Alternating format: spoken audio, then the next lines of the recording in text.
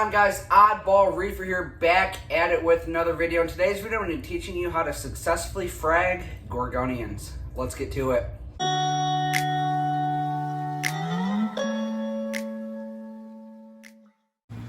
Here's what we're dealing with today. Probably going to get a frag out of this guy right here. We got that long branch. I want to kind of trim it down just a hair. That's actually been growing super well.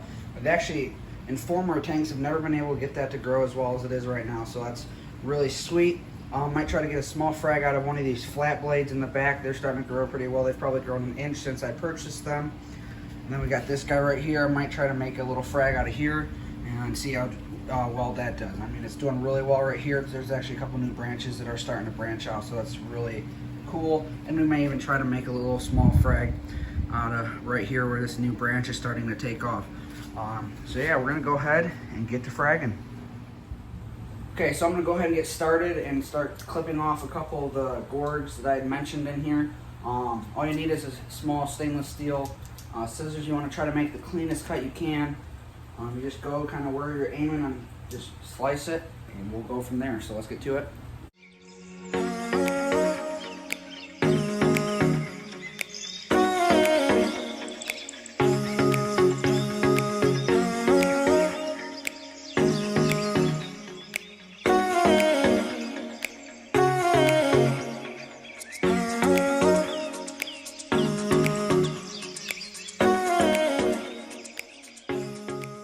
Alright guys, so we're going to go ahead and get started here. One thing I did want to mention is if you're using like a frag plug, like a normal average frag plug, I suggest drilling a hole into it kind of like this. Just a small little divot. But personally I use these. These are frag plugs I got from my buddy Alan at Gardener's Reef on Instagram. Go check them out. One thing you really need to do with gorgs though is simply remove the bottom of the flesh from where you cut it, because the flesh does not like to be glued. So you kind of just remove a little piece of flesh with like scissors. It's kind of a bummer. I do sometimes put the flesh back in the tank and see if it makes it or not, but most of the time it does not. So yeah, there you go. You got a little piece like that. Take your glue. I use Coral Fix Pro from Two Little Fishies. Kind of put that glue right where the little hole is. Get in there. Make your frag. So this is the candelabra. This is another one. I kind of cut it a little too short on this one, so that was kind of a bad cut. So I'm not going to really be able to pull much tissue off this, sadly. That's going to be a bummer. If I can get it, there we go.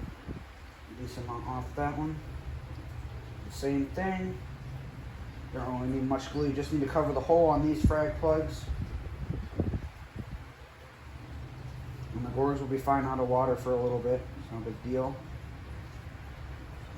There's two more frags. You got a flat blade and an Antilogorgia.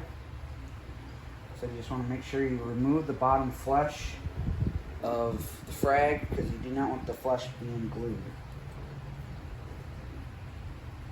Like I said, some people don't think it's necessary, but it definitely is. Otherwise the glue will get the flesh will get irritated and you will not have a happy gourd.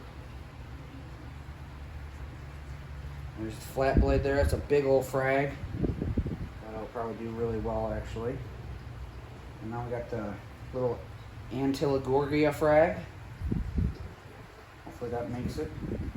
Sometimes the sea plumes don't frag as well. That's just the common name, and then you got the candelabra as a scientific name. I don't know the exact species. Take a little bit at the bottom off. Make sure you wash your hands after this.